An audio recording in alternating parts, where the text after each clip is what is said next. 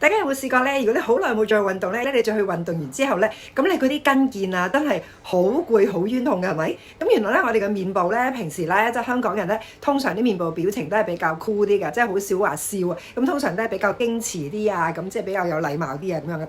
咁咧，但係其實咧，如果你好誇張咁用你嘅面部表情嘅時候咧，咁你就會發覺咧，原來咧你好多嗰啲肌肉咧，即係啲牙骹啊，呢啲蘋果肌啊，呢度呢啲肌肉咧，其實原來全部都好繃緊㗎，你喐唔到㗎。咁係要透過練習喐多幾次咧，佢先至可以喐到嘅。但係當你喐完之後咧，你就真係會發覺咧係好攰㗎。咁而家個個客咧嚟到我呢度咧做 HIFU咧，都要咧好勤力地咧做嗰兩個動作㗎。咁嗰兩個動作做完之後咧，就個個都好攰嘅。Full mask 嘅時候咧，都會攰到咧係瞓着咗覺㗎。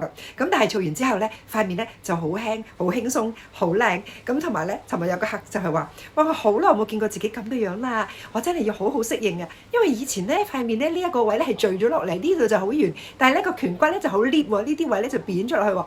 透過我呢一個新嘅做法、新嘅技術咧，佢就可以咧將呢一度咧係兜翻上去。咁呢一橛咧就係飽滿翻、脹翻喎，個樣望落去咧真係年輕緊緻咗㗎。如果你都想見證下呢一個咁得意嘅效果咧，歡迎都預約我試做下㗎。記住係安全無痛㗎。